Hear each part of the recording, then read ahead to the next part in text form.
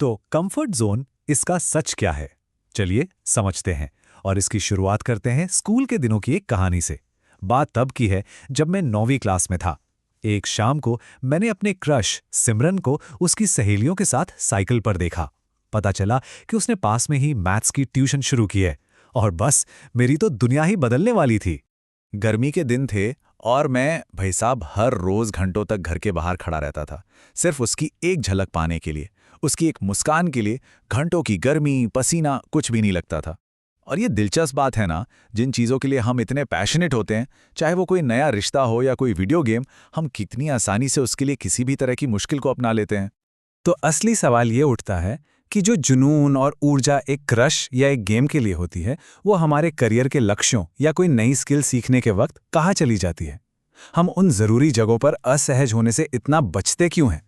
हमेशा से यही सुनने को मिलता है, कंफर्ट जोन से बाहर निकलो, ये तुम्हारा दुश्मन है। लेकिन एक मिनट, क्या ये बात सच में पूरी तरह सही है? हमारा घर, जहां हम सबसे ज्यादा कंफर्टेबल महसूस करते हैं, क्या वो बुरा है, या वो दोस्त जिनके साथ हम दिल खोलकर बात कर सकते हैं? नहीं, बिल्कुल नहीं। आराम करना जरूरी है। तो असली प्रॉब्लम कंफर्ट नहीं, बल्कि कुछ और ही है। और इस प्रॉब्लम की जड़ को समझने के लिए हमें थोड़ा सा साइकोलॉजी में जाना होगा। यहाँ एक बहुत ही दिलचस्प कॉन्सेप्ट आता है, यर्कीज-डॉटसन कर्व। ये हमें दिखाता है कि तनाव और परफॉर्मेंस के बीच का जो रिश्ता है, वो उतना सीधा नहीं है जितना हम सोचते हैं। ये कर्व हमें ये बताता है कि हमारी सबसे अच्छी परफॉर्मेंस तब नहीं होती जब तनाव जीरो हो, और न ही तब जब ये बहुत ज्यादा हो, बल्कि ये एक स्वीट स्पॉट में होती है, कहीं बीच में। बहुत कम तनाव का मतलब है बोरियत और कोई मोटिवेशन नहीं, और बहुत ज्यादा तनाव का मतलब है घबराहट और गलतियां। इसे हम 3 जोन में बांट सकते हैं। पहला जोन जहां तनाव बिल्कुल कम होता है वो है हमारा कंफर्ट जोन। ये आराम करने और एनर्जी वापस पाने के लिए है। देखिए, इस जोन में होने में कोई प्रॉब्लम नहीं है।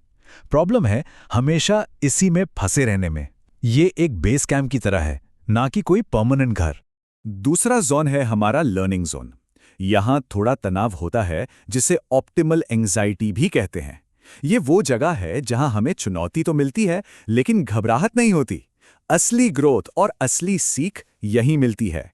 यही वो जगह है जहां पहुंचने का लक्ष्य होना चाहिए। और आखिर में आता है पैनिक जोन। बहुत ज्यादा तनाव भी उतना ही बुरा है जितना बहुत कम। ये हमें गलतियां करने पर मजबूर करता है, चिंता बढ़ाता है और बर्नआउट की तरफ ले जाता है। सोच कर देखिए उस क्रिकेटर के बारे में जो एक बड़े मैच के प्रेशर में एक आसान सा कैच छोड़ देता है। सर्जन, एथलीट, स्टॉक ट्रेडर, ये सभी प्रोफेशनल्स इसी लर्निंग जोन में काम करने के लिए ट्रेन किए जाते हैं। वो दबाव को अपना दोस्त बनाना सीखते हैं, दुश्मन नहीं। उनकी ट्रेनिंग ही उन्हें सिखाती है कि मुश्किल से मुश्किल हालात में भी शांत रहकर सबसे अच्छे फैसले कैसे लिए जाएं। तो ठीक है, थ्योरी तो समझ आ गई, लेकिन इसे अपनी जिंदगी में उतारा कैसे जाए?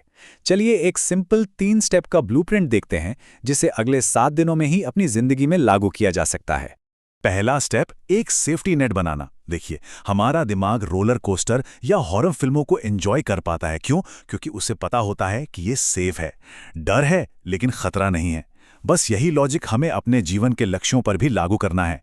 तो अपने दिमाग को सेफ महसूस कराने के लिए सबसे बुरे और सबसे अच्छे नतीजों का हिसाब लगाइए और उन लोगों से सीखिए जो पहले ही ये कर चुके हैं। जब दिमाग को ये यकीन हो जाएगा कि वो सुरक्षित है, तो डर अपने आप रोमांच में बदल जाएगा। दूसरा स्टेप, हाँ या नहीं वाली सोच से अगला कदम क्या है वाली सोच पर आना। हमारी सबसे बड़ी गलतियों में से एक ये है कि हम हर चीज को सफलता या असफलता के तराजू में तौलते हैं। ये सोच ही तरक्की को रोक देती है। ये जो बाइनरी सोच है, ये हमें सीधे कंफर्ट जोन से पैनिक जोन में धकेल देती है। लेकिन जो लीनियर सोच है, वो हमें छोटे छोटे मैनेजेबल कदमों के जरिए लर्निंग जोन में ले जाती है। इसमें बस ये पूछना होता है, अच्छा, अगला सबसे छोटा, सबसे आसान कदम क्या है? जैसे कंटेंट क्रिएटर बनना है, ये एक बहुत बड़ा डरावना लक्ष्य है। लेकिन एक चैनल बनाना और फोन से एक वीडियो रिकॉर्ड करना, ये कितने छोटे और किए जा सकने वाले कदम हैं। इससे दबाव कम होता है और हम पैनिक जोन से दूर रहते हैं। और तीसरा आखिरी स्टेप है असुविधा की चुनौती, मतलब अपने दिमाग को धीरे धीरे असहजता के साथ सहज होने की ट्रेनिंग देना। ये आइडिया स्टोइक फिलॉसफी से आता है, जहां लोग जानबूझकर छोटी छोटी मुश्किलों को अपनाते थे ताकि वो दिमागी तौर पर मजबूत बन सकें। करेले का जूस पीने या जिम में 1 रेप्स ज्यादा लगाने जैसे छोटे, कम रिस्क वाले काम हमारी विल पावर को बनाते हैं।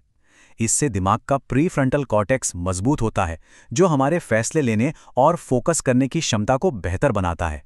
तो ये रही एक 7 दिन की चुनौती। पहले दिन एक सेफ्टी नेट बनाइए, फिर अगले 6 दिनों तक अपनी ग्रोथ वाली सोच का इस्तेमाल करके छोटे छोटे कदम उठाइए और रोजाना खुद को एक छोटी सी असुविधा की चुनौती दीजिए।